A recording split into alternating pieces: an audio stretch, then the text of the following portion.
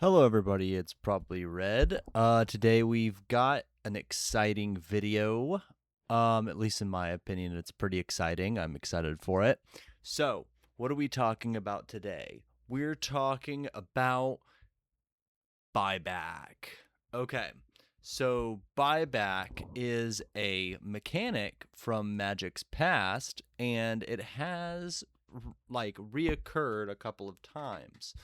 Um and let's get into it. Okay, so this is Capsize, which is like one of the most, like, I would say the most iconic. Maybe there's a couple more we'll get into in a second, but this I think is one of the most iconic ones. And let's just read the mechanic to start out, and we'll read the card too. Capsize is one of any mana and then 2 blue, so 3 total, for an instant with buyback for 3 generic or colorless, generic mana. You may pay an additional, and then this is what buyback 3 means. You may pay an additional 3 generic as you cast this spell. If you do, put this card into your hand as it resolves. And what does Capsize specifically do? It returns target permanent to its owner's hand. So Tempest is the set that this premiered in. So Buyback originated in Tempest. There are, from my count, there are 12 different buyback cards in Tempest alone. And then Stronghold and Exodus are the other cards, are the other sets. Yeah. So I just double checked. So it's Tempest, Stronghold, and Exodus. So 12 different buyback cards from Tempest, 9 in Stronghold, and 8 in Exodus. And it has come back in other sets. So that's pretty cool, and we'll go over that more in a second. But it's, so just to kind of get this, 1 second. I'm trying to find. No, I'm always spilling stuff. Okay, but I didn't spill it on anything. Yeah, we're good. Okay, sorry, a little chaos. Okay, so I had to get my notes here. So other noteworthy sets that Buyback has been in are Time Spiral, Modern Horizons, and Mystery Booster. Now, a lot of these are reprints, but there have been new cards throughout.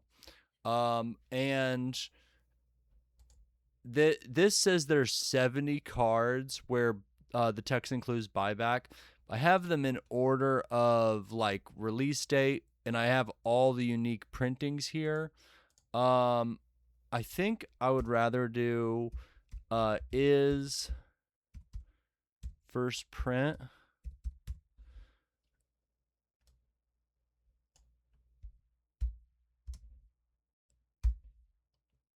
And that'll show us that there's 41. And it'll still have it all in order. But it won't show us every single version of every single card. So, yeah. And, okay, so let's see. It kind of premiered on the tournament scene. I've got two, like, my source was Tolarian and Nizzahon. I need to double check. I need to write down. But Tolarian Community College was saying like the 1990, like, I think his video was the 1997. This was 10 years ago, this video. I was just checking it out for research purposes. I'll link it down. It's pretty interesting. Link it down in the description below. But he was talking about how they made these decks. They're like the champion decks for the world championship. And they like reprinted some of these cards. So like what am I talking about here?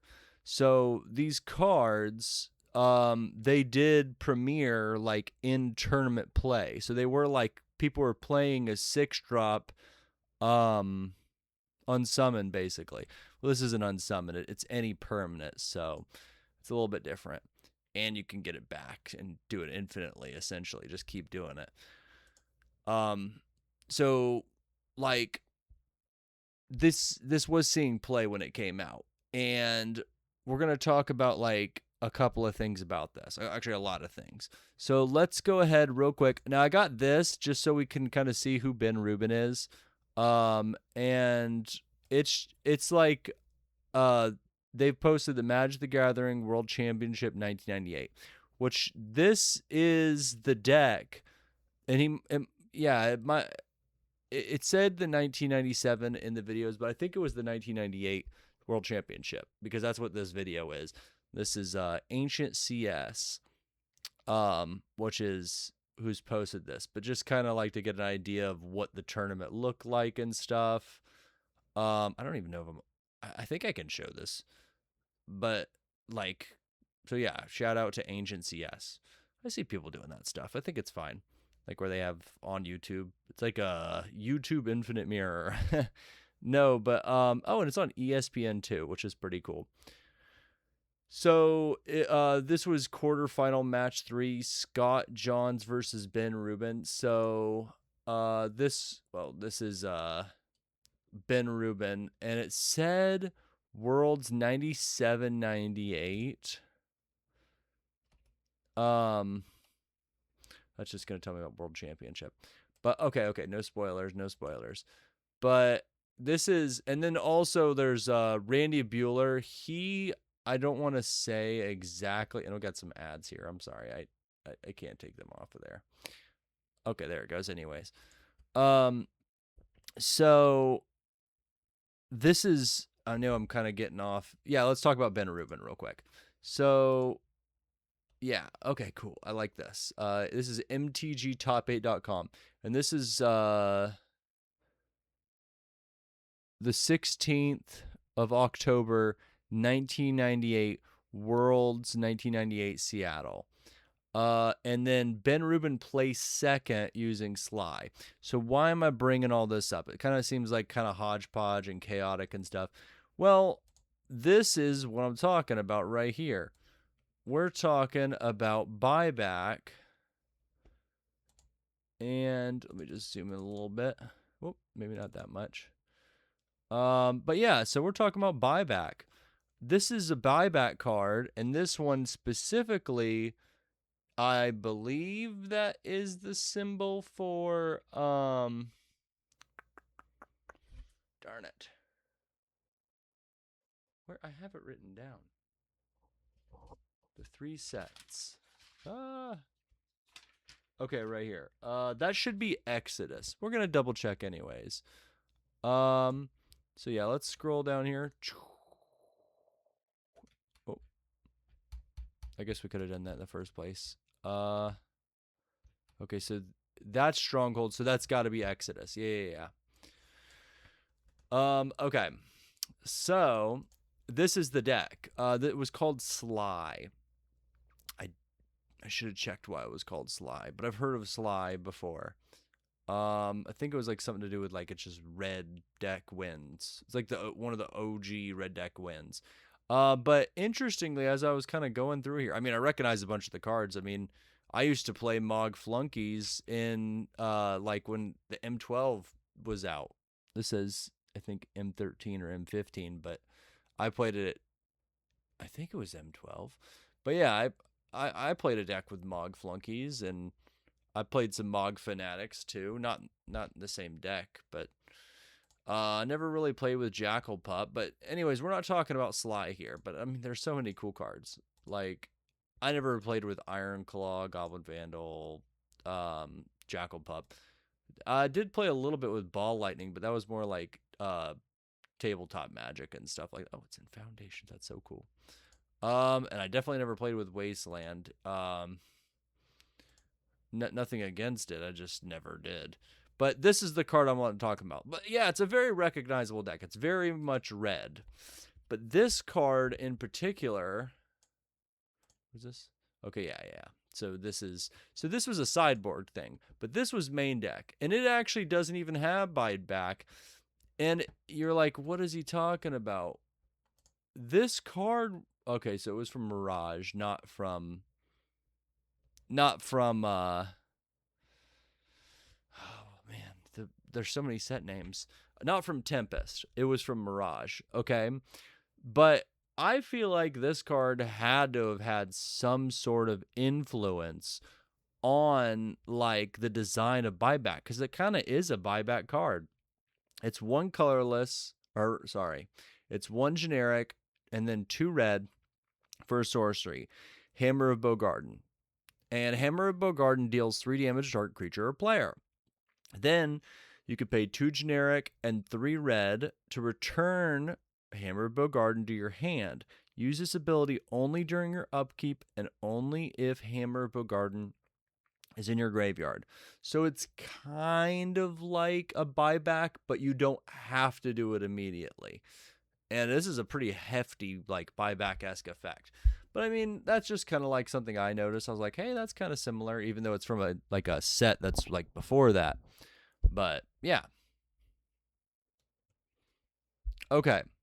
So Shattering Pulse. It's kind of like a sideboard card. So why is this different than Shatter?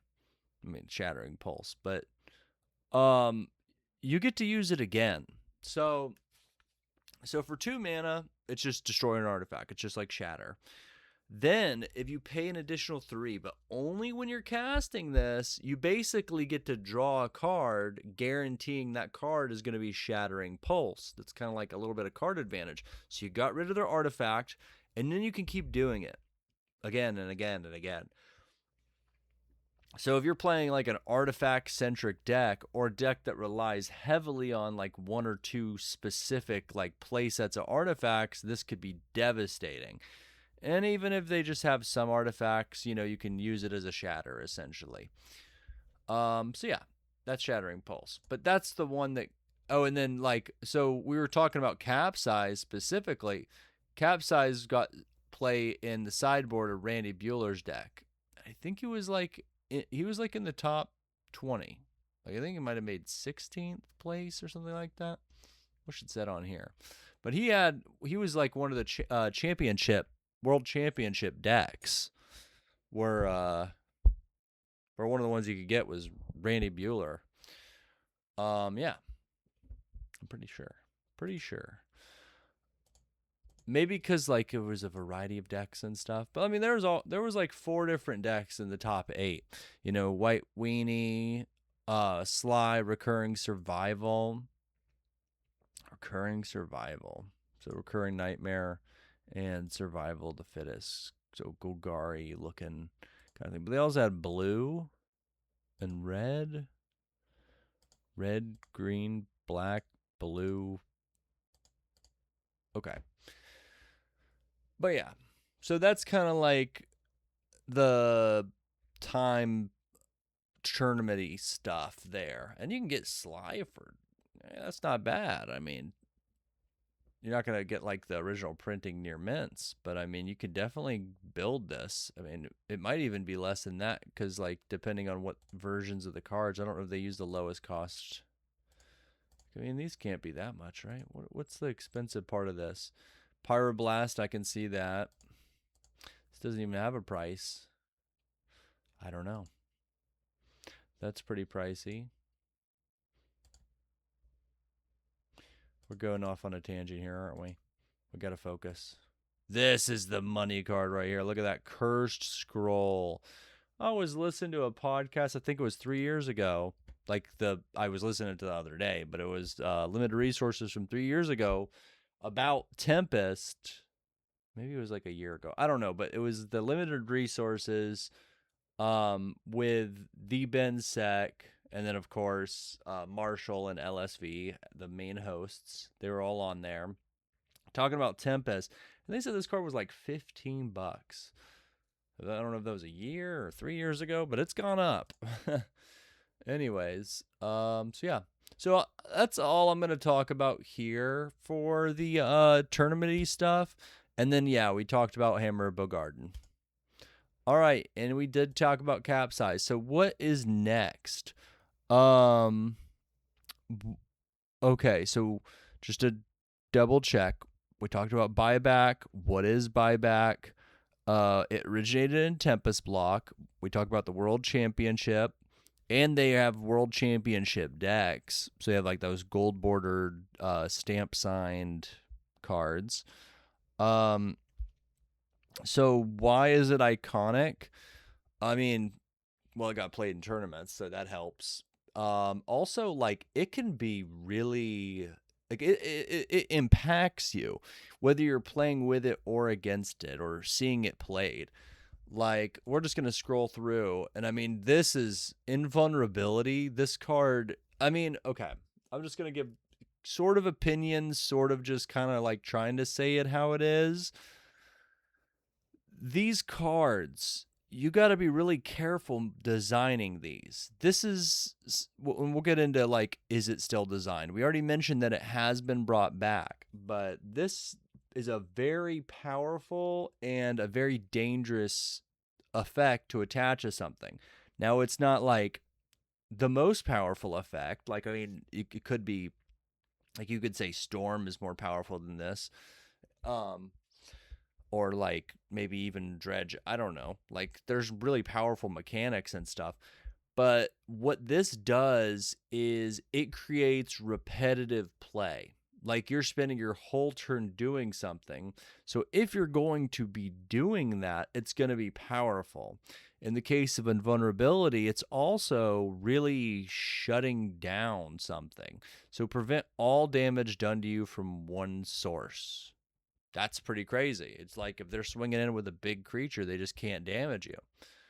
I mean, look at Worthy Cause. So for 3 mana and sack a creature, you gain life equal to the sacrificed creature's toughness.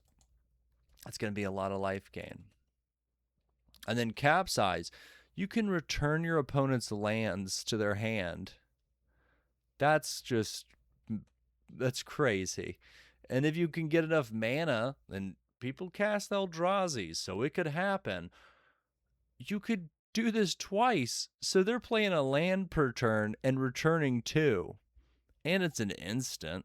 In an emergency / if you have more than one, you can just cast it and not buy it back. And then you're just kind of like, they have their turn, and then it lets you set up with your Capsize that you didn't cast and then bounce another land and just rebalance the board that way with no resources on your opponent's field. And if it was just lands, that would be bad. But they can get your artifacts, your enchantments, everything, creatures. It's just all the stuff. Yeah. Okay, so you change the text of target permanent by replacing all instances of one color or basic land type with another word until end of turn. I feel like this wasn't like something that they had to be like too careful with. It's actually pretty cool for decks that care about it. Wow, holy macaroni. Okay, $8. It's a pretty unique effect. This card, I like this. I don't know if it's too powerful. Like, okay, so it's like Howling Mind, but just for you.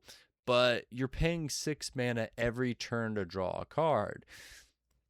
You could pay 7 to draw 2. There's just enchantments that do this. Now, is it kind of hard to interact with? Unless you're playing blue. Like if they have blue and they counter this, then you can't do it. Or other stuff that like there's probably, I think it'd probably be like red or green or something that punishes you for drawing cards or something. You know, they have those kind of effects. But what I'm saying is, this is fine. You're just accruing resources. And it's not like over the top. I mean, I kind of went off about the life gain thing. Really, if you're going to get the life gain repeated sack creature thing, there's stuff that, I mean, it's a lot. It seems like it's a lot. It's pretty good rate. It's going to slow the game down. And then this is just not fun. You just like, you don't get to do anything. There's one I think that's a little bit crazier. I probably should be reading these out, honestly. so let's just real quick go over what we were talking about. We'll just go through these, the noteworthy ones, and we'll kind of like quick shot them. Okay, so let's just talk about this real quick. Sorry. Anoint. It's 1 white for an instant with buyback 3. And what does it do? Prevent up to 3 damage to any creature. Okay, so it's like healing salve, but you can't gain the 3 life. But you can buy it back. I don't know if it's 6 cents. Not that price always determines. It's never been reprinted. That seems like, I don't know, preventing 3 damage. I haven't played with a lot of cards that prevent damage. I think there was one. I probably should look up the card first. I'll tell you in another video. But anyways, so yeah, I think this could be kind of annoying. It's really good against like go tall strategies. Basically it's like you could just, their strongest thing just doesn't do anything that turn for 5 mana on your part. Okay, so what is it doing? It's 1 generic and a white for an instant. It's called Invulnerability. Prevent all damage to you from 1 source. Okay, so I mean, that's getting, this seems harmless. This seems a little bit worse. Like I don't want to play against that. I could see that getting aggravating. It's kind of like Capsized. That's what kind of vibe I'm getting. A little bit less powerful, a little bit less destructive to your board state. But it can be like kind of like continuous removal on their best thing. Okay. So we already talked about this one, but Worthy Causes 1 white, buyback 2, and it's the one that lets you, and it's an instant. It lets you sack a creature to gain life equal to the sacrificed creature's toughness. One cool side effect of it being an instant is you can just like, let's say they're going to destroy your creature, you could say, okay, might as well sacrifice it and gain some life again and again and again, every single time. And if it like happens that you get 2, you can go ahead and cast it for 1, buy it back, and then just go ahead and play the other one if they go for a board clear, gain a bunch of life. Really slows the game down, but, and if you have some kind of synergy with life gain, it could be pretty crazy, or with casting spells. Or like an aristocrat strategy, like creatures dying. And then we already talked at length about Capsized. Also, this art is friggin' awesome. I don't know, they're like falling out of it. That's kind of scary. Okay. And then we talked a little bit about Whim of Volrath. It's the 1 blue instant buyback for 2 generic. And it says change the text of target permanent by replacing all instances of 1 color word or basic land type with another until end of turn. So this is good with like protection, land walk, like Doomblade, like it just like anything that's like a hate card or has a specific type it can or cannot hit, all that kind of stuff. Yeah, I mean it's, yeah, interesting. It's $8. Wow. Okay, and then we talked about Whispers of the Muse. This is 1 blue, buyback 5, and you draw a card. So it's an instant. Another thing is, since there's so many instants, you kind of get to choose which one you need. If they don't do anything, you just draw a card. You can hold up your counter spells. Oof, interesting. Oh man. So Corpse Dance. Whew. Okay. I gotta say, now, before we get into this one, I don't hate Buyback. I actually kind of see a lot of potential in Buyback. I think it's cool. I think you just have to not attach it to something oppressive. It's okay to attach it to something niche. Like the artifact destruction thing might have been a little bit too much. Because it's like basically like an enchantment that says like just spend 5 mana to destroy an artifact. That seems pretty strong. Like if you just had, yeah, yeah, I don't know what to how to word it, or like it's like a, I don't know. It's hard to interact with too, except for with blue. But this card, Corpse Dance, I can tell you there's one mechanic on here that I dislike a lot more than Buyback. And that's saying that I'm cool with Buyback does not mean I'm necessarily cool with Capsize. And I'm fine with Capsize, but you can play that card in a way that is just terrible to play against. It's like, oof, it's rough. All right, so Corpse Dance. Instant. Costs 2 generic, 1 black, and it has buyback for 2 generic. So 5 mana total to cast it and get it back. Put the top creature card from your graveyard into play. That's the mechanic I was talking about. Also, it says that creature is unaffected by summoning sickness this turn. Remove the creature from the game at end of turn. I don't like stuff that makes you have to have your graveyard a certain way because it's just annoying to me. It bugs me. I think it's ridiculous. I think it's superfluous. I think it's cool that they checked out that design space, but at the same time, I don't think it belongs in Magic. You know, I can see like maybe that's your favorite mechanic. That's great. That's cool. Not for me. Not my thing. Okay.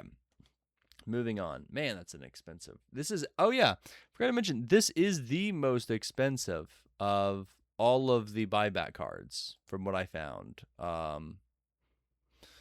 Like going through all of them. And while we're here, like, we're kind of, let's see where we're getting to here. Because, okay, so where was that one? Real quick. Because we could just talk about all the ones in Tempest real quick. But I got some lists. Got some fun lists. But pause for a second, because if you want to check out a top 10 list, I think it was 4 years ago, Nizzahon, he made a list of the top 10 competitive, and we already talked about a few of them today, but the top 10 competitive buyback cards. So it's a buyback-centric sort of thing. And that and Rhystic Studies. Now, I didn't find one that's specifically about buyback from Rhystic Studies. But Rhystic Studies format of videos kind of inspired me to make this, because I wanted to just like talk about a mechanic from the past.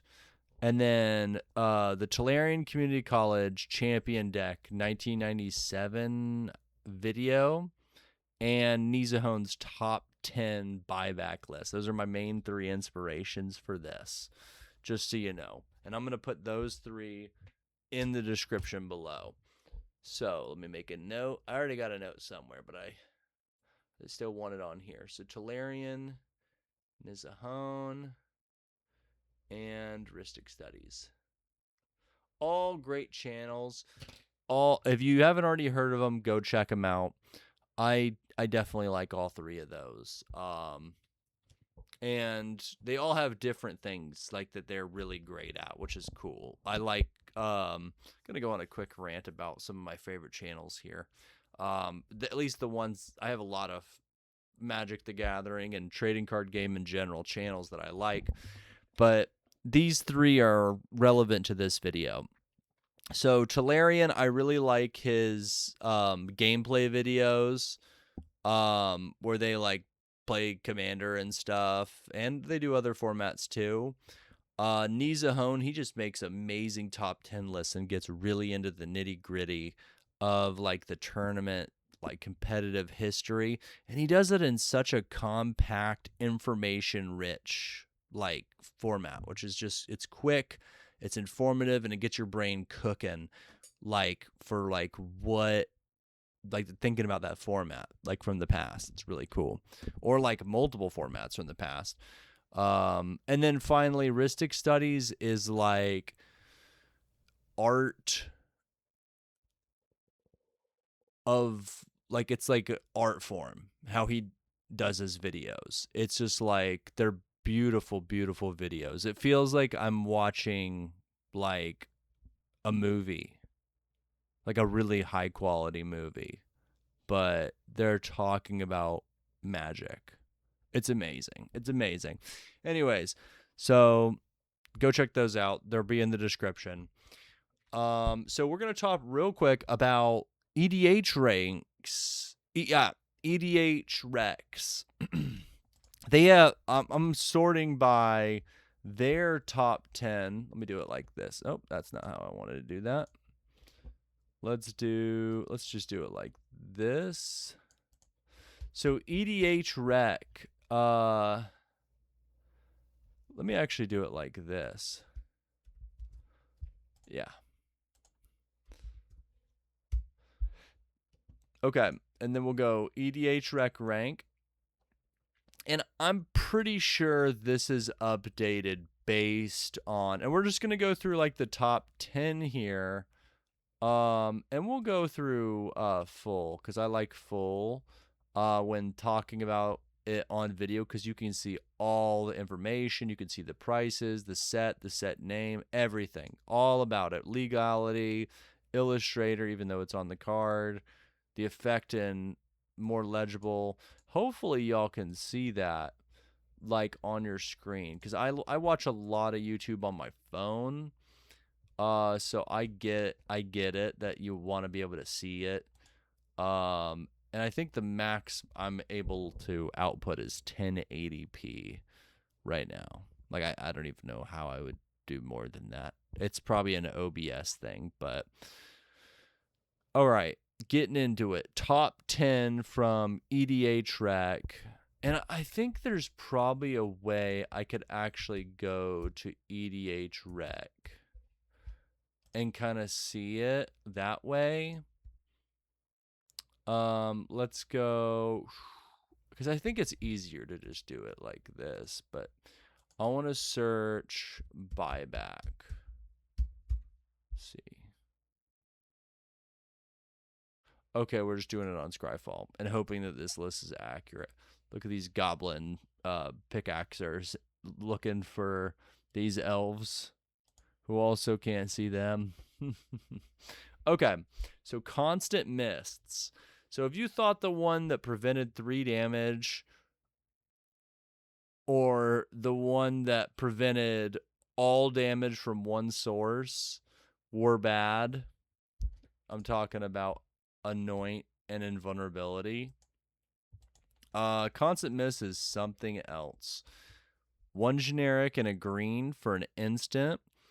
Buyback, sacrifice a land. Now that's a pretty steep cost, but we'll talk about that in a second. It says creatures deal no combat damage this turn. Just every turn, just no damage.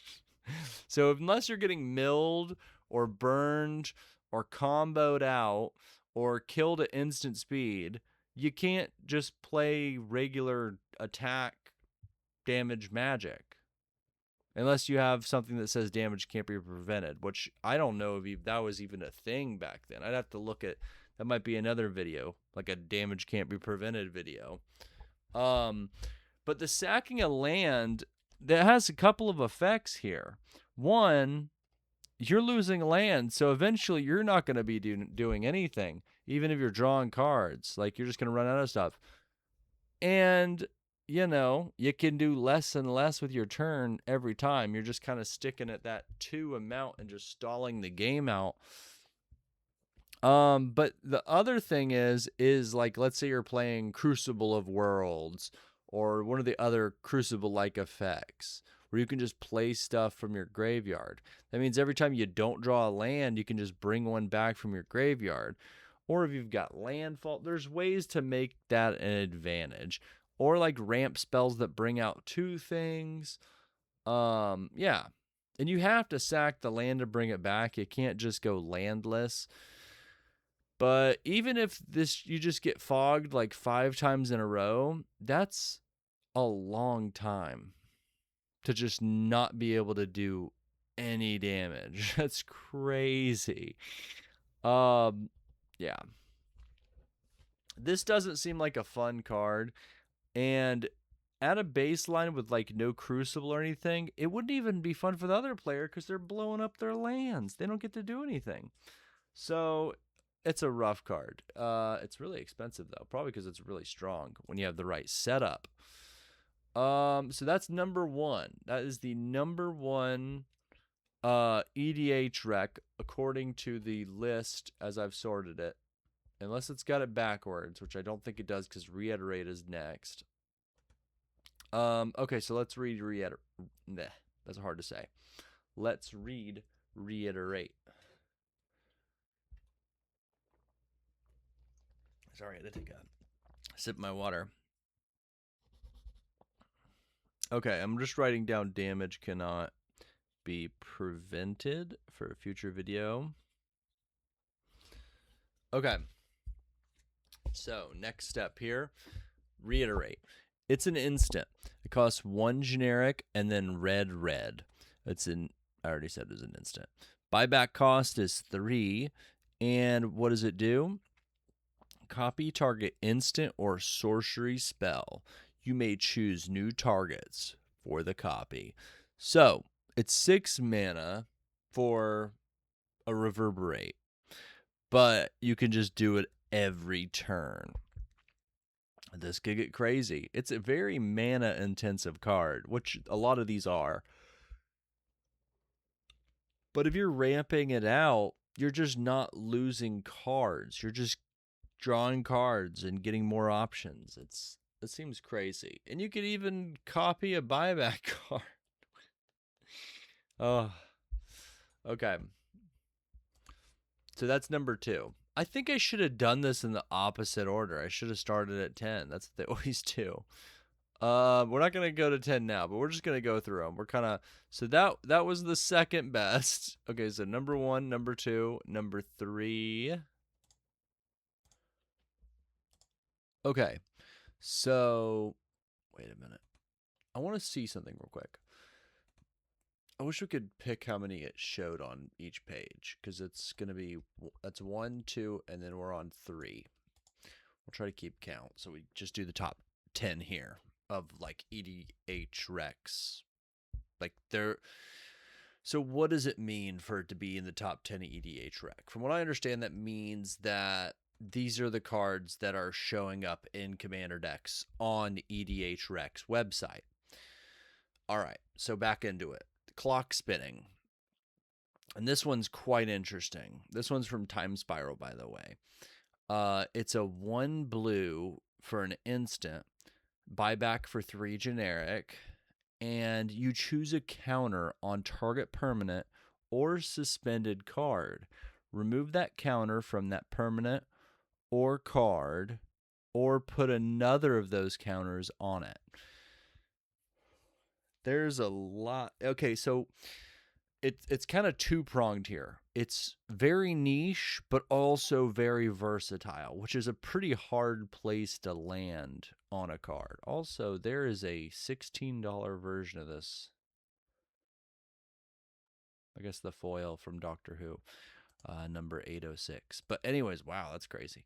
Otherwise, it's a 40-cent card, which is still pretty decent for a common here. But yeah, I mean, like, you could, add or remove +1, +1, -1, -1 counters, and it's any target permanent. So, what is that card? I mean, I'm sure there's other ways to do it, but it's Dark Depths. Okay, so it would only remove 1. I mean, that's kind of not really the way you'd want to do it. You'd probably want to go Thespian Stage or something, but it can do that. Or you could add counters, not that they're removing them the regular way most of the time, but if they were, like let's say in cube play, you could keep adding ice counters back onto their Dark Depths, which is kind of funny. But I don't know. I mean, you could, now you can't add infect counters because that's on a player, not a permanent. You could add loyalty counters or remove them. I already said +1, +1, -1, -1. You could remove a flying counter at instant speed and then block their flyer. This is niche and yet versatile. Very weird card. Yeah. Okay, so number 4. I think, oh, I have the list here. I could be checking them off. I wrote these down. Okay, I'm going to turn my light back on so I can see my notes. All right. 1 second. Okay. So Haze of Rage is a... Oh, and this one is from Future Sight. Okay. I'm trying to move my markers over so I can... All right. So Haze of Rage, this one's from Future Sight. And it's 1 and a red, 1 generic and a red for a sorcery. It's uncommon, and it's got Buyback 2. Okay. Creatures you control get +1/+0 until end of turn. And Haze of Rage has Storm. This seems really crazy. Okay, so think of cards like Rally. I think Rally the Troops. Am I thinking of the right card? That kind of boosts your team. There's a lot of cards like this, but let's see if I can find it. Oh, no. Oh, yeah, Rally the Forces. That was what I was thinking of, but or like Rally the Peasants. They're both very different than this card, though. But you get the point. You get what I'm saying. I guess Rally the Peasants with its flashback ability is kind of the same, but it's 2 colors. But yeah, it's like one of those cards that gives your whole team +1 attack. This, like, if you play a bunch of hasty things and then you cast this, you get to copy it for each hasty thing you cast before it. So if you go like Raging Goblin, Raging Goblin, Raging Goblin, Haze of Rage, kind of a little bit of a Christmas land, you get to copy it 3 times. Oh, that's, wow. Just with the Raging Goblin or Raging Goblin equivalents, that's 4 copies, so that's 4 plus, that's 15 damage. But you're spending 4 cards. And you could buy this back for 2 if you get the mana, but that's a 5 mana play. Anyways, that I don't know if that's like the busted thing you do with this. There's probably some better ways to do it, but it seems pretty cool. The Storm is pretty crazy with the buyback, because if it's the only thing in your hand and you just got a crud ton of mana, you can just go Haze of Rage buyback, Haze of Rage buyback, it stormed once, Haze of Rage buyback, it stormed twice. Okay, that's not super mana efficient, but that's not what buyback's trying to do. It seems like a pretty crazy card. And then we've got Capsized. We talked about Capsized. This is kind of like the figurehead of the whole thing. I mean, this is the most iconic, in my opinion. It's got like Tempest. It's so Tempest. And it's so buyback.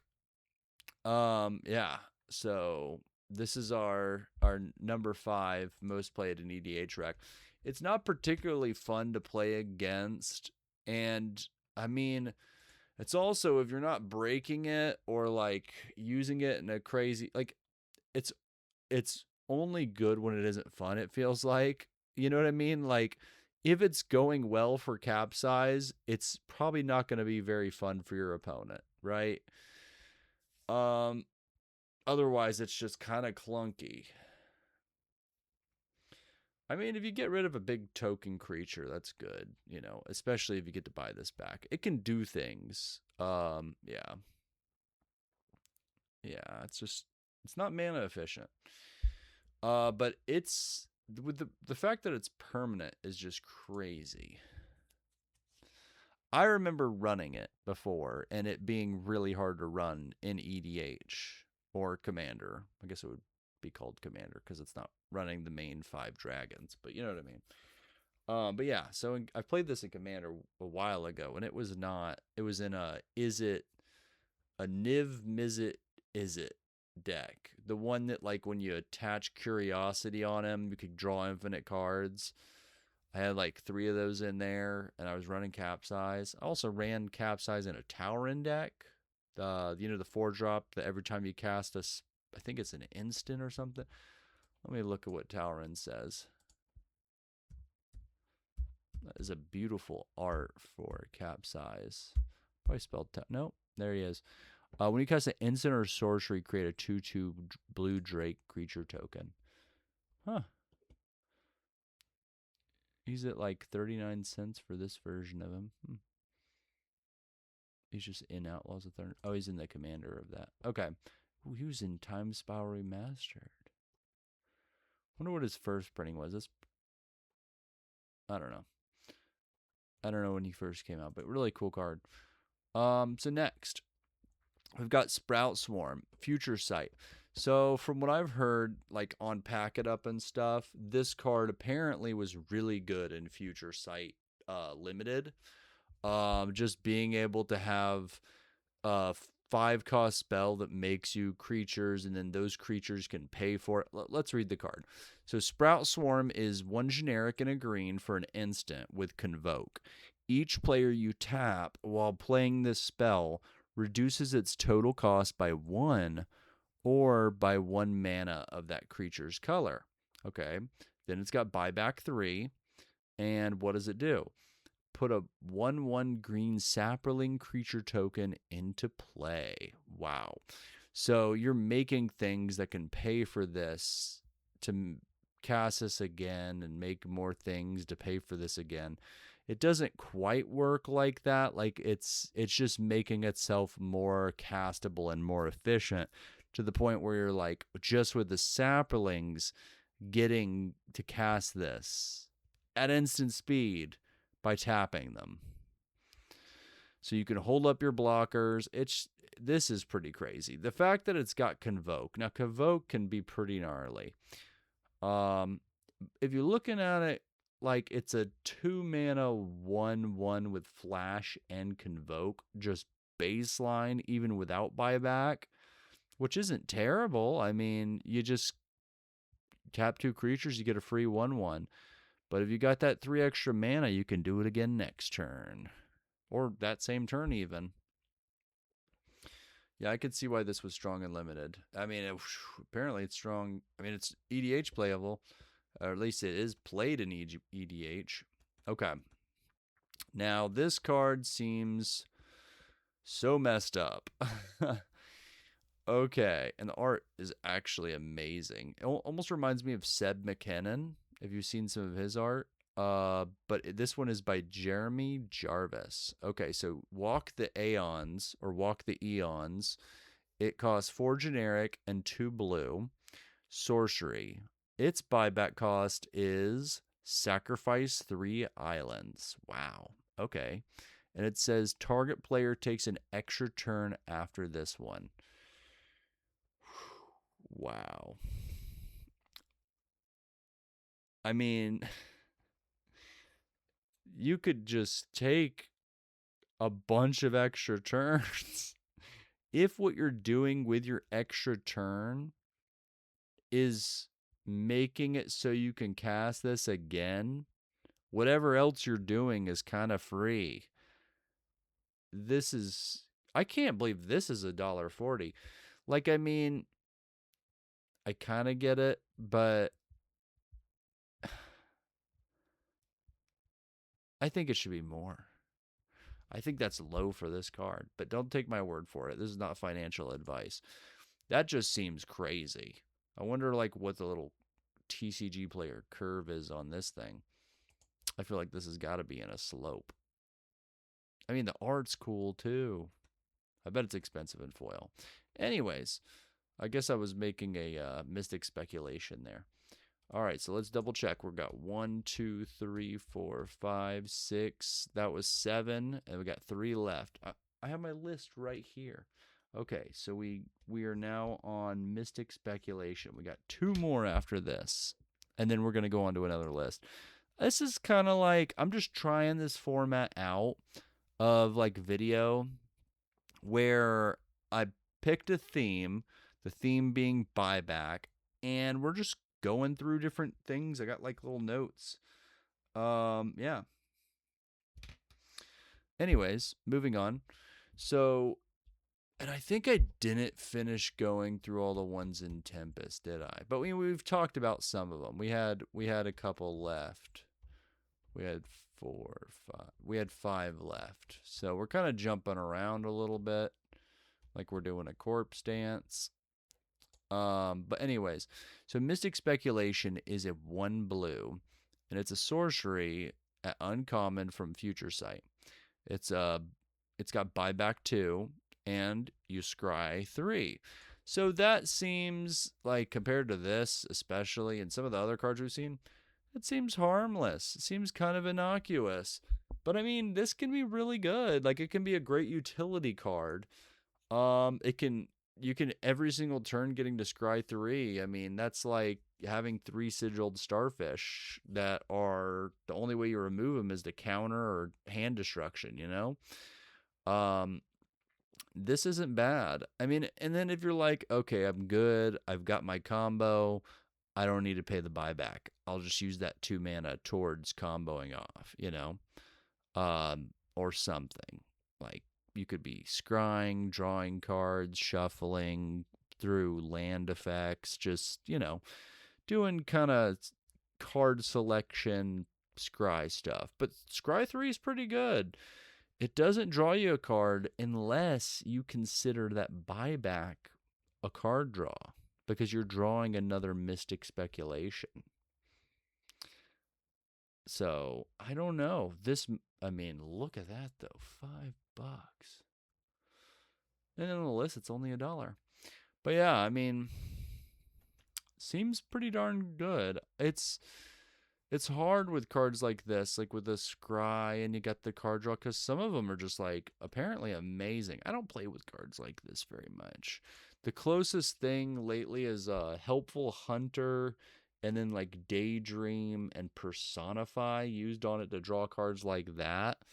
And then what's the 2-drop warp card?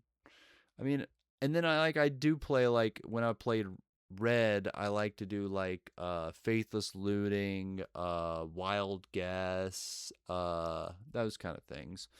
So yeah, those are card selection cards. And then like Rummaging, that'd be like Faithless Looting. But anyways, yeah, so I don't have really a super strong opinion on this card. It seems like this would be kind of where you'd want to go with it, but at the same time, being able, it's like, is this stronger? I mean, obviously an enchantment is easier to remove unless you're playing against something that's got hand destruction or counter spells. But let's say you just, and I don't know if something like this exists, but like you've got a 1-cost enchantment, or I guess it'd be like a 0-cost artifact that lets you pay 3 every turn to scry 3. I don't know if we have like repeatable scry like that. And it wouldn't have a tap effect. It would just be able to do it again and again at sorcery speed. Like, I can't, maybe that would be good. I mean, it's a 0-cost artifact anyways. Or it could be 1 cost where you pay 2, but that wouldn't really balance out the total cost you're paying. But anyways, so that was Mystic Speculation. We got Forbid next. This card seems like it would be, in my opinion, kind of like Walk the Eons, maybe even a bit stronger. Like, this seems like this would get crazy. Forbid is from Exodus, so the 3rd set in the Tempest block, I believe. And it's an interrupt, which is an instant now. It's just an instant. And it's got buyback. Choose and discard 2 cards. So you got to pitch 2 cards to cast this. But basically it's just, 3 mana. And then counter target spell. So if you want stuff in your graveyard, this could get really crazy. Because you're like, or if you have like madness effects, that sort of thing. You're pitching cards and getting to counter a spell. And then you get to counter another spell. And then you get to pitch more cards. This is the kind of effect that I think is more dangerous to have with buyback than a scry, which we're talking about blue. That's not exactly my specialty. Like, I mean, this seems at first kind of like, oh, that doesn't seem that bad, but that Convoke is gnarly. So, I don't know. And the instant speed, this is surprisingly good. But this, I mean, this is, not fun to play against when it's going well. It's kind of hard to tell if it's going to be like a strong card. Like this, look at this. They didn't have to put Storm on there. So it's kind of like, well, is this broken because it's buyback or storm or both? Oh my goodness, this card is hilarious to me. This is so crazy that this is a card. And it's a fun way to make a card like that has an effect that can be strong into like it's strong. Like it's so strong. This is something I think that it's probably fine. I mean, someone's probably broken the heck out of this thing, but it seems okay on the surface to me. I don't know. I have no idea. Reiterate. Like, I mean, getting to copy a spell every turn. And another thing I wanted to talk about was this card reminds me a lot of. Let's go. What is that effect called? I'm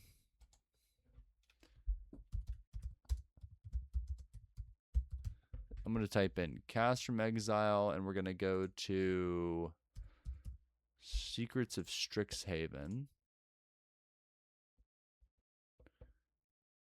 Not Converge.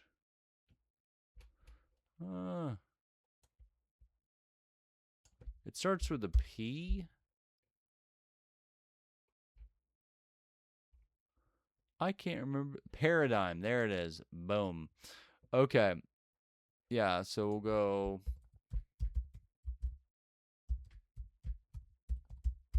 Oracle Paradigm. Okay, so this mechanic is another thing that kind of made me. Let's go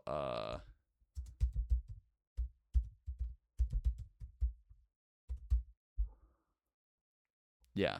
So like these are kind of like buybacks because you just get to do them every turn forever. It's also like kind of like improved to epic. Let's go full here. That's not the right category. There we go. So this one draws you 2 cards and loses 2 life. Okay, but you get to target a player. So they draw 2 and lose 2. Or you draw 2 and lose 2. I can tell you when somebody gets this off in draft, or even in like standard, from my experiences, it is very demoralizing. These 5 effects are just really. This is just target. Okay, I mean these. Yeah, we're not talking about Paradigm today, but man, these kind of give me buyback vibes. But they cost 0. You pay the cost up front, and you just get it every single turn.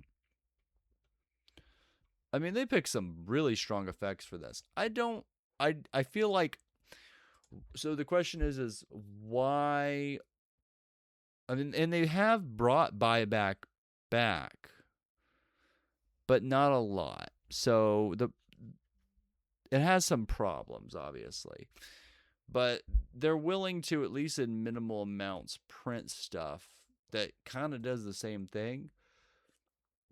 Now, this isn't exactly the same thing, but you could see that like the repeated cast on Paradigm, you exile the spell after you first resolve a spell with the name. You can cast a copy of it from exile without paying its mana cost at the beginning of each of your first main phases. So every single turn. Here, improvisation capstone. So 5 red.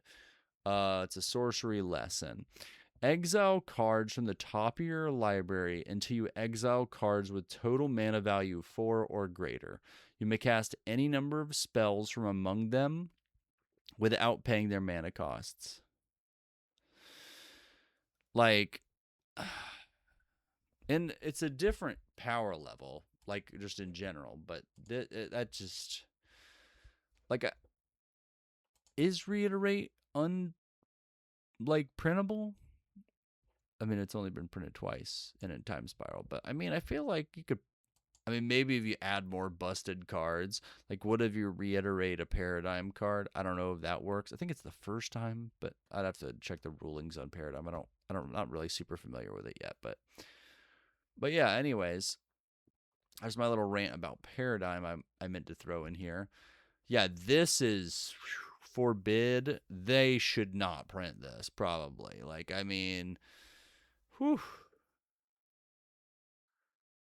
that's crazy. Anyways, so number 10, I should have done it backwards. I should have started with Spell Burst. We'll get another counter spell. So it's X and a blue. Spell Burst. It's an instant, uncommon from Time Spiral, and has Buyback 3. It says counter target spell with converted mana cost X. Okay, so if you want to counter a 3-drop, you pay 1 and then 3 generic. Or, sorry, 1 blue, 3 generic. And if you want to counter a 3-drop and buy this back, you pay blue and 6 generic. And then the X changes for the main cost, but the buyback's always 3. So this can counter any spell, kind of like forbid, but that buyback is an actual cost, not a alternative like specialty cost, where in forbid you have to choose and discard 2 cards. Spell Burst, you pay 3 mana. I think that the same kind of thing goes with this. It's just a more expensive version where you don't have to build around the discard thing. But yeah, this seems like it would be oppressive too. Repeated removal just doesn't seem like it would be a good idea unless you can interact with it. I mean, you can use counter spells to counter buyback counter spells, and it should send it to the graveyard, I'm pretty sure. I don't know. Can you counter? Can you counter? Can you? Oh my gosh, I can't even say it. Can you counter this card? Can you counter buyback? I don't know. Like, you should be able to counter it. Probably. All right. So the next thing I was going to talk about is, and I still want to go back. It's been a long time since I've heard Mark Rosewater's talk about like the Tempest and the Tempest block and all that. I need to go back and because he was on the design team, so he's definitely got a Drive to Work podcast. I'm like 99% sure I've heard it at least twice. That episode or like a couple of the episodes because there's different sets, but I kind of want to go back and see what he says about that before I add my thoughts in there. But where I'm getting at here is like the psychographics. So what, like just talking about like the baseline 3, Jenny, Johnny, Spike, and Timmy, Tammy. Okay, so who likes this card and why? And it's not like just this card in general, but like this mechanic. Like, I mean, Reiterate seems like it would be kind of like a Johnny or a Timmy thing. But the mechanic in general to me feels like a Spike thing. Even the name, Buyback. It's not like super flavorful forward. It's more about the mechanic being a mechanic.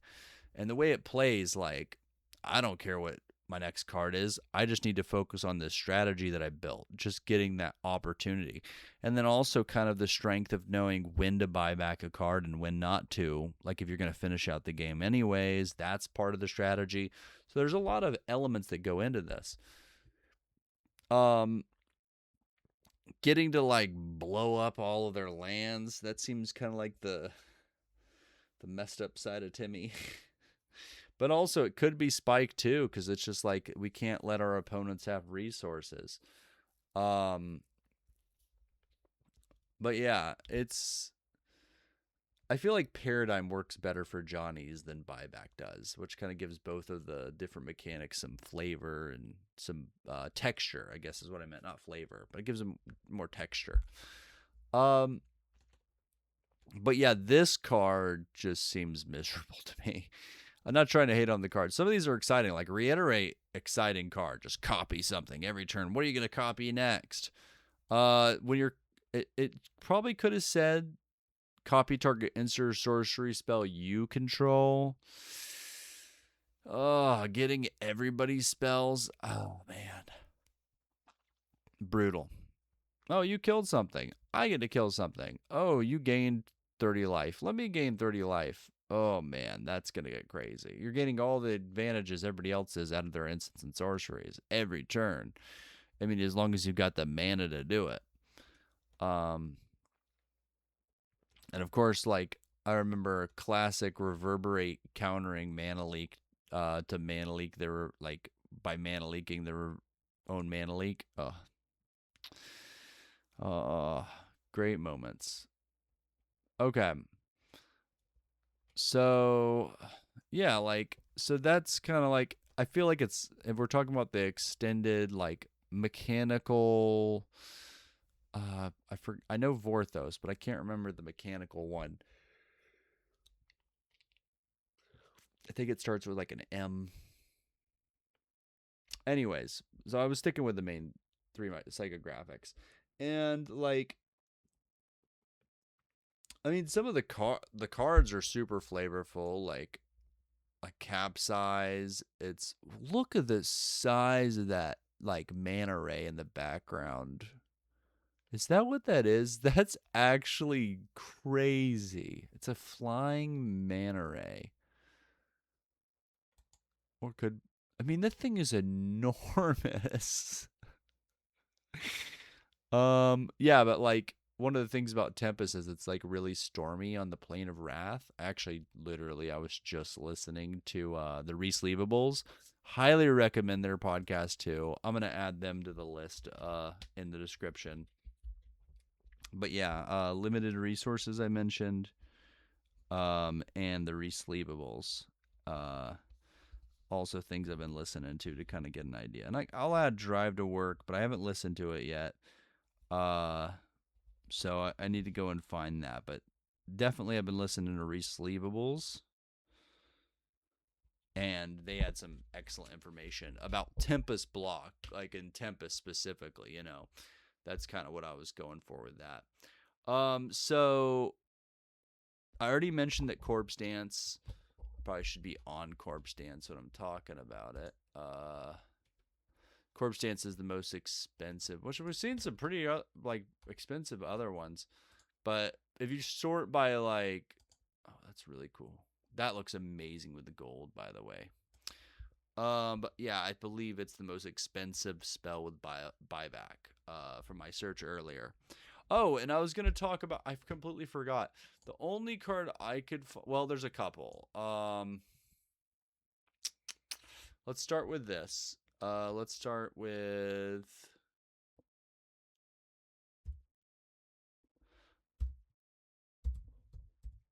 one second. Oracle, buyback, minus type, sorcery, minus type, instant. Okay, this is what I was looking for. Memory crystal. There's also supposed to be the one that's like a creature.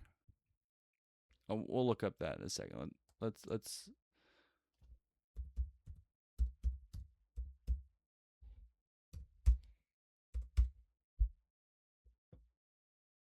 Is it Innocuous?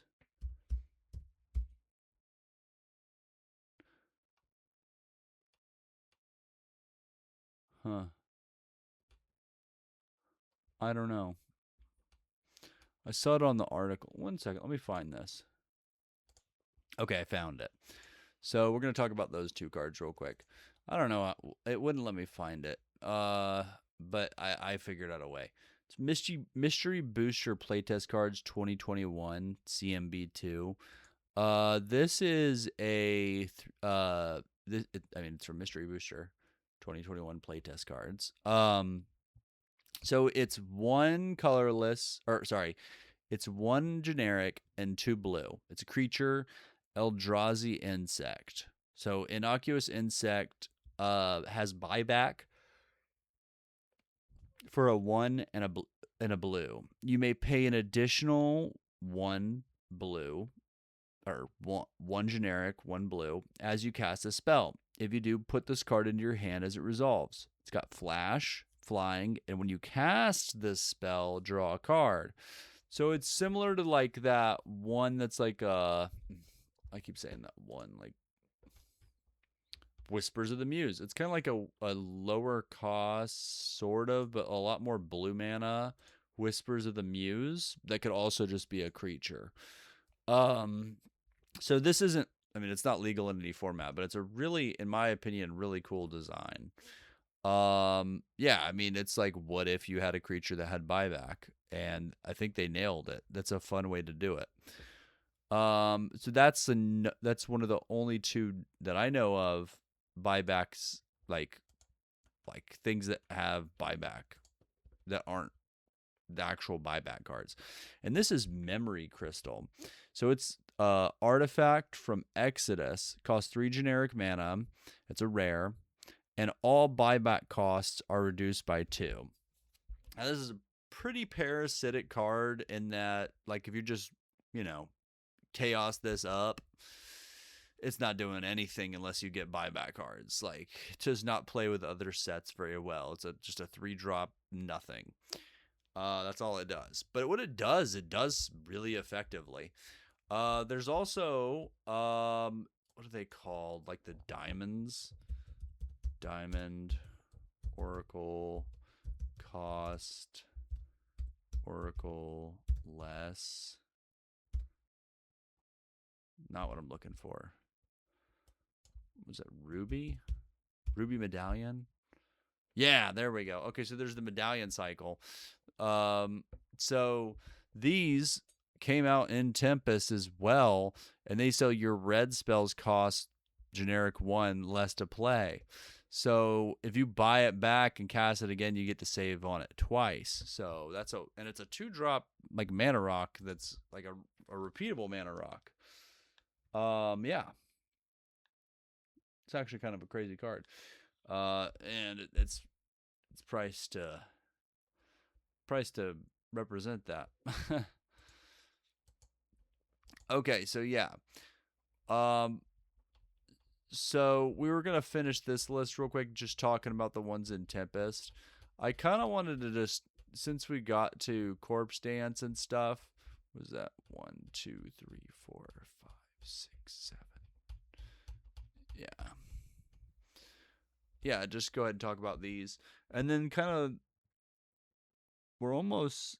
There was another thing I wanted to talk about, like some of the like cart, like the prices as of this video recording, like what they're at, and kind of talk about that. We've been talking about that throughout, but just to kind of have it sorted out by that, by the costs. I have like about 10 to 15 cards I had on here, all still themed off of buyback. Okay, so we'll talk about the rest of the Tempest cards, and then we'll jump into that. Okay, so we'll go through these kind of quickly so we can get to that part.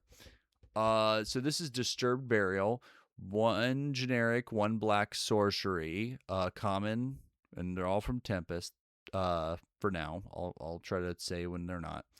Buyback 3 and return target creature card from your graveyard to your hand. This is close. This is close to being okay, I feel like. Just like if they have a problematic creature that's just like, oh, thank gosh I removed that Predator Ooze, or I don't know, Strangleroot Geist, or Platinum Angel, and then you just have Disturbed Burial and you just keep bringing it back. That's not cool. It just keeps coming back. And I mean, there's enchantments that sit and play and do that. I think one of the paradigm cards does something like that. So I don't think it's like too much, but I could see like it's close. It's close to being too much. Okay. And it's not just power level, because the game has multiple like dimensions to it. There's power level, there's how fun it is to play, there's how fun it is to play against, there's how much longer does it make the game take, or does it shorten the game too much. There's a bunch of ways of looking at it. A card isn't always like, oh, that's a good card, oh, that's a bad card.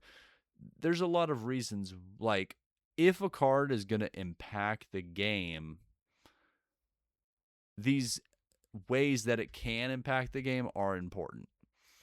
I'm not saying Disturb Burials change in the like, what is it now, 36,000, 50,000. I don't know how many cards there are in Magic right now, but there's a lot. In fact, we could find that out in 2 seconds.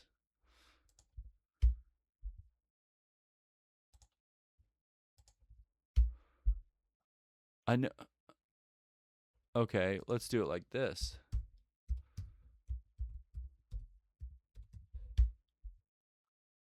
Oh, come on. I misspelled paper. Yeah, according to this, 32,000. And then I actually read an article that was talking about this. Like how many, like how are you rating? Are you talking about different arts? So like about 31,913 paper, and I use cheapest US dollars, so it'll only give me one of each because it would give me the cheapest one. This art is crazy, dude. Anyways, moving on. So that's Disturbed Burial. Now we've got Evan Carr's Justice. Ooh, this card would be pretty messed up too. Evan Carr's Justice is from Tempest. 2 and then 2 black. Sorcery at common. Evan Carr's Justice deals 2 damage to each creature and player. The player makes it actually progress the game a little bit, but it just wipes the field. Wow. A little bit of a mini Anger of the Gods there. This card, oh man, and just every turn, sometimes multiple times a turn, just like, oh, okay, we finally got to, 14 mana, or like in an emergency scenario, 11 mana, blast them, send in 4 damage to each creature and player.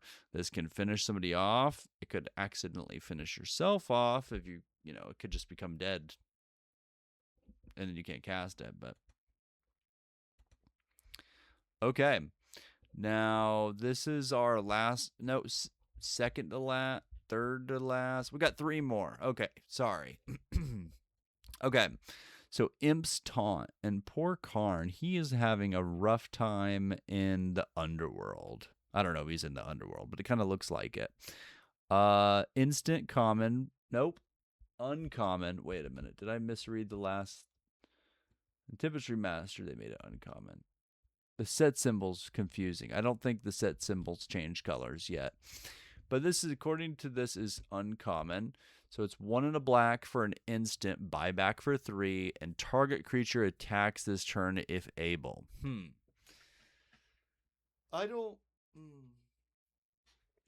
think this is too big of a deal. I mean, it's like an enchantment that just, every turn something attacks. And it's got, I guess it's cumulative upkeep, but it's not accumulating, or upkeep, or yeah, I guess it'd just be upkeep.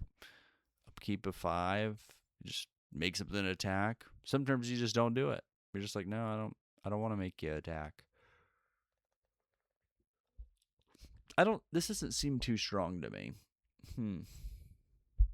I mean, I could see where it could get kind of crazy. It just doesn't seem like the card I'd pick and draft, if you know what I mean. I mean, if there just wasn't buyback in the set, just still, I don't. you can make your, it's like goad. You have to like weigh it against goad. But goad, they can't attack you. I don't know. I think it'd be fun to play it, just to try it out in a commander deck, but I don't know. Interesting. Okay. So, and this showed up at, I do want to note that Tempest Remastered exists. It was for Magic Online only, but it's still a curated list. Like that you just have Tempest block, basically. And it is a list of 254 cards that they curated for the purpose of playing this format. So, and I mean, some of these are gonna be kind of pricey. It's like, okay, yeah, you just need one Mox Diamond to start your cube. And by the way, get a City of Traders. Yeah, we're already combined more than anything I've ever spent on a cube in my life. And there's Liver Queen down here. Some of these iconic cards are kind of expensive. And that definitely wasn't the cheapest USD. So I don't know what. Yeah, anyways.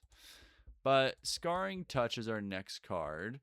It's 1 red instant. It's an uncommon from Tempest, and it has buyback of 4. Searing Touch deals 1 damage to target creature or player. I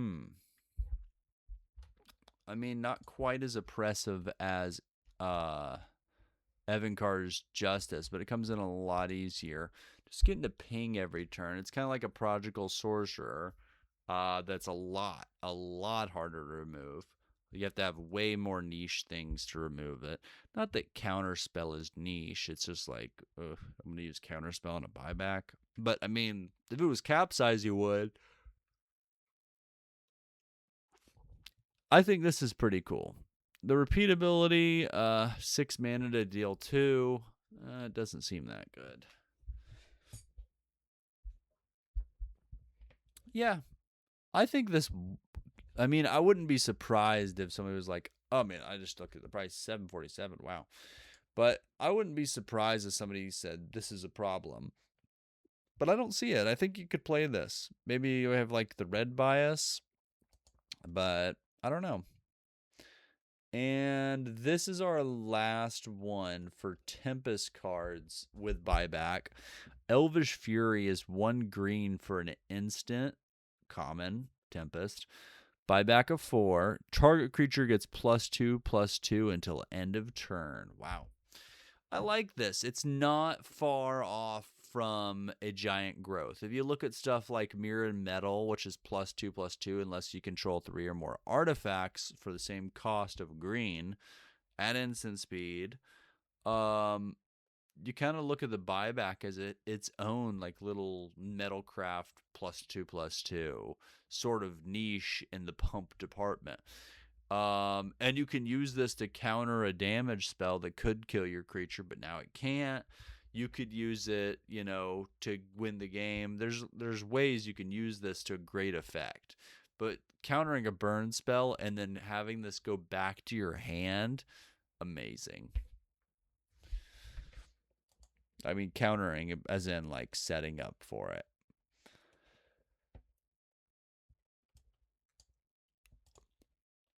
Okay, so now we're going to look, I use USD. We're going to look high to low. And we got some cards here that I thought were surprisingly well priced. And we want to ascend. Okay. And I'm sure I missed some. And I'm not going for like the most competitive. I'm going for a combination of like, oh, that's fun and surprisingly affordable. I didn't know this was a card, even going through the set earlier. I just missed this one. 5 mana, discard a card. Oh my gosh. It kind of counters buyback in a way. But man, this this is crazy. I don't want to discard my cards. I mean, late game, it's kind of like when you draw Mind Rot off the top, and you're like, oh, what am I to do with this? Nothing. We're still not there yet. There it is. Okay, the first card on my little sub list here. Pegasus Stampede. This is 14 cents. Now, it has been reprinted twice. It's on the list. And it was reprinted in anthologies. Pegasus Stampede is an uncommon, and all three of those. One generic and a white for a sorcery with buyback, sacrifice a land. What does it do? Put a Pegasus token into play. Treat this as a 1/1 white creature with flying. Wow.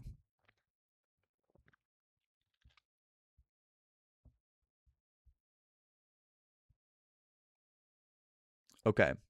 So, I was just looking at the art. There is a lot of Pegasi in there.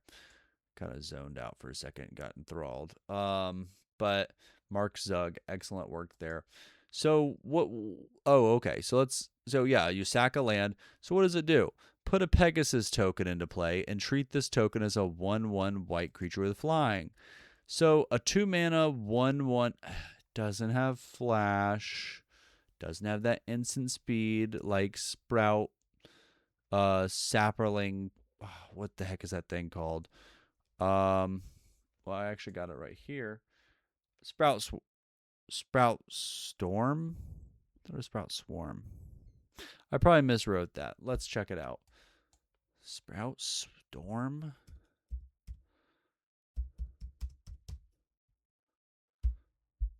Yeah, it's Sprout Swarm. I miswrote it on the paper. But anyways, yeah, so 2-mana 1/1 flyer. Not good yet. Then you get another one by, like, you get to draw a card, basically. You just sack a land. And if you're playing this in conjunction with a deck that's got a Crucible or some other way of getting your lands, I think it's like a Ravimap Excavator or something like that. Green thing. But yeah. There's ways of getting your lands back or getting utility out of your lands when they are destroyed, that sort of thing. It seems like it's pretty good. I mean, these cards like that have, and maybe it's because it's not playable in certain formats. I mean, you can't play it in Modern, Pioneer, that kind of thing. So that could be like why Sprout Swarm's better and all that. Plus the Convoke, yeah.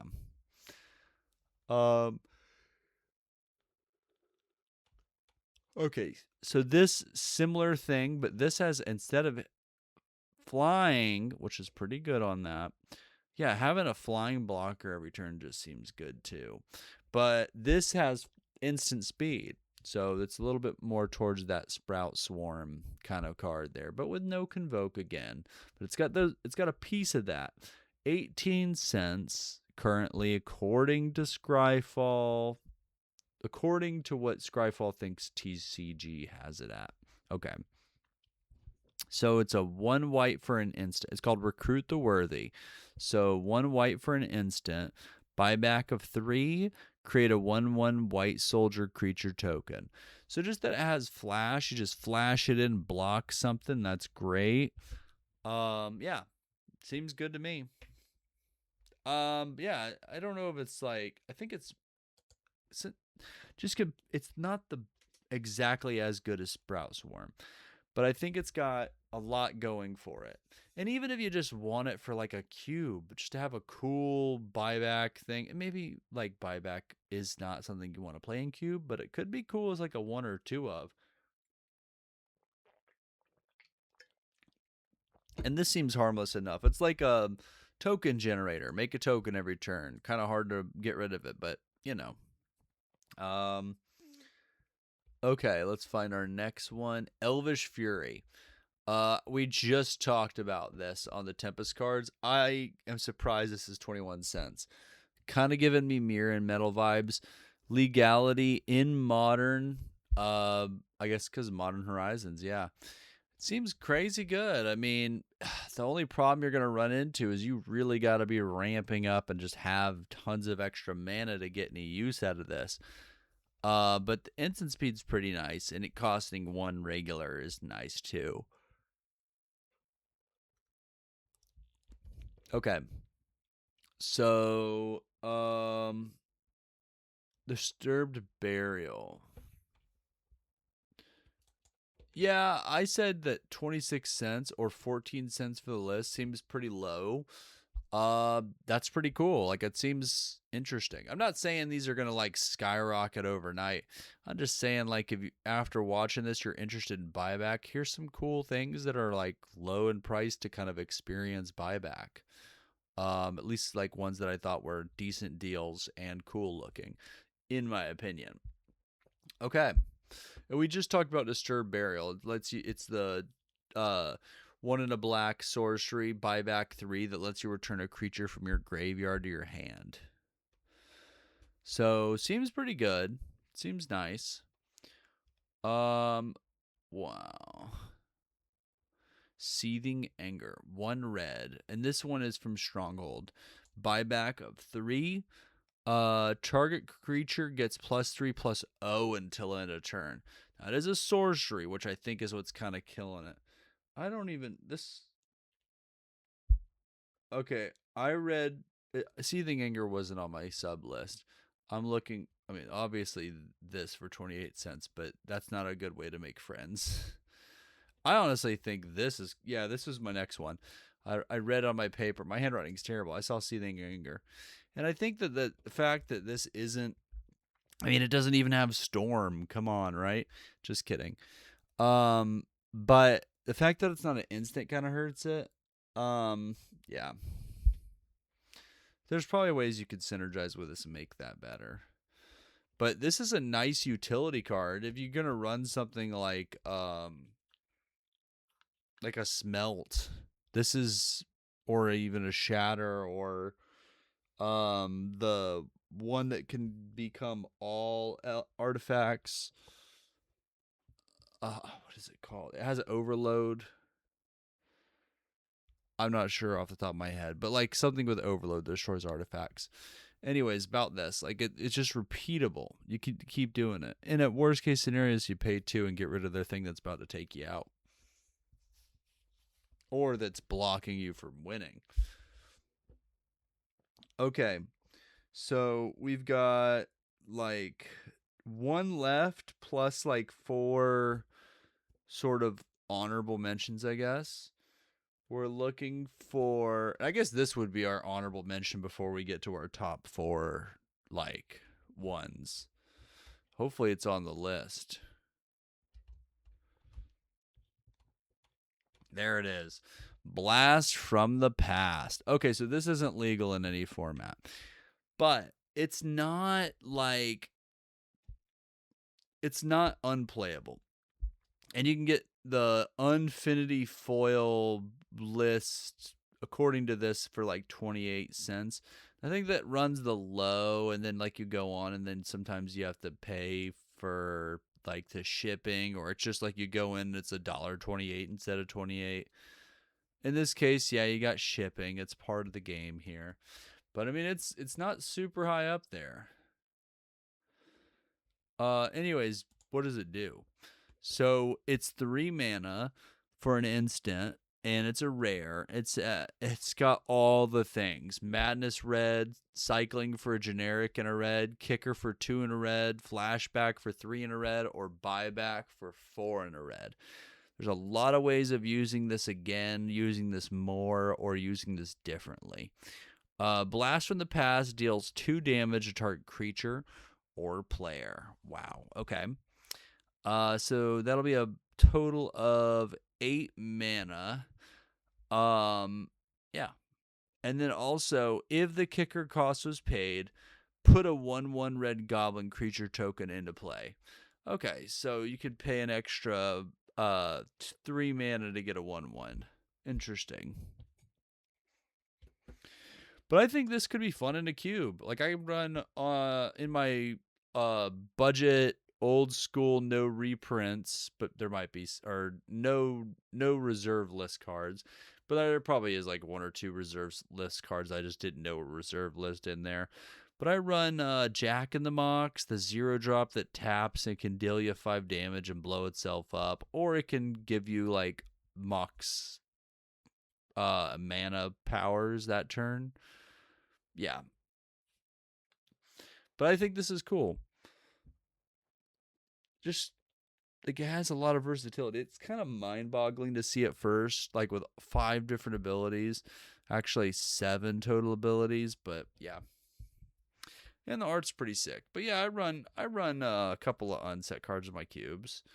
I think it's fun. It's interesting. Spices things up. And you can ask players beforehand, like, hey, do you want to play the cube with some card or not cards, with some, like, you can, where was I going with that? Sorry, 1 second. But yeah, you can run this with some discard for madness. But yeah, like 5, 6, 7, 8 mana. No, okay, so I was talking about where you'd run it. Like, you just run it in a cube. Just to have something spicy like that. It's like, oh crap, we have these. But yeah, you can keep them separate or find out beforehand before you shuffle everything together.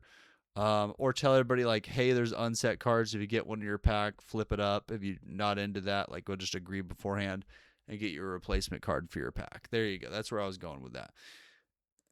And then the next 4 cards I have are Capsize, Forbid, and we just talked about Shattering Pulse. I wrote that twice. And Whispers of the Muse.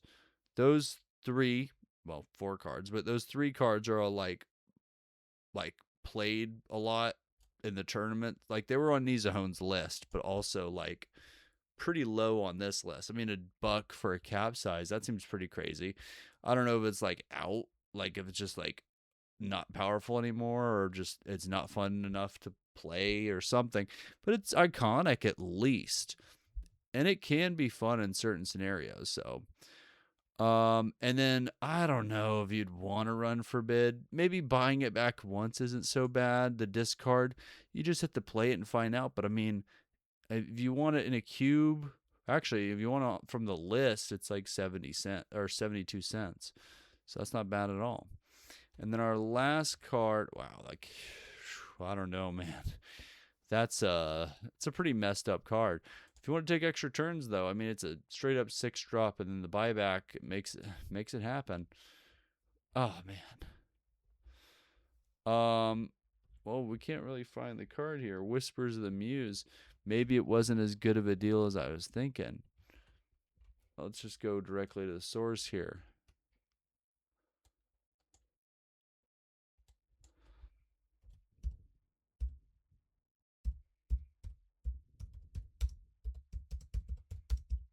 Okay.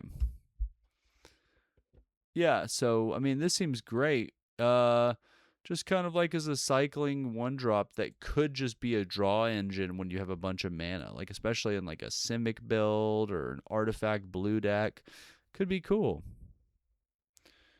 All right, so that was our low cost look at like some of the cards I thought were like highlightable in that sense. Yeah, and I already mentioned Hammer of Bogarden. And then I think I already said this, but Time Spiral, and we've seen stuff from this, but Time Spiral, Modern Horizons, and Mystery Booster all have cards with buyback. So they have brought it back sparingly. But I think that this is a very imagination inspiring mechanic. Like, it gets your brain going with like, whoa, what could I build with this?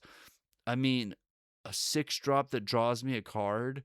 How do I make this good? And then you like see it in tournament decks, and you're like, people can do that. You can run a deck where you run a 6-drop unsummon, you know, that kind of thing. So it gets like the spike part of your brain kind of like, wow, we can run these crazy cards, you know. And if we take that into like our current format of standard or into modern, where some of these cards are still legal, then maybe we can kind of like get inspired to do some deck building and stuff. But I thought this would be a cool, fun little retrospective and sort of an exploration of some of the old cards. I know I make a bunch of Cataclysm arcade videos on this channel, but I used to be a roguelite variety channel, so I just needed to spice it up a little bit, try something else, especially coming off of finishing the Cataclysm Arcade Founders Edition set review. I just like I started playing Magic when I was like really young. I started in like the sets that were coming out were like 8th edition, OG Mirrodin, Darksteel, that kind of stuff. I didn't play too like I ended up playing a bit of like Mirrodin, Darksteel, um, and like 8th edition and stuff. Bits and pieces of like onslaught cards that just were like there, even stuff like Ice Age. Oop, I'm receiving a call. 1 second.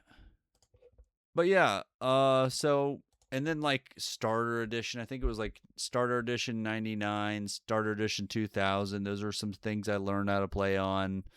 Um, yeah, and then like I really liked like when I like started to actually go into F&Ms pretty regularly. It was like M12, all that kind of stuff. Yeah. So just to kind of get an idea where I played, and I off and on throughout the years. I mean, now I kind of play on Arena, mono white cats, and then I like to draft. But thank you all for listening. Let me know when you started playing in the comments below if you made it this far in the video. I hope you'd enjoyed this format.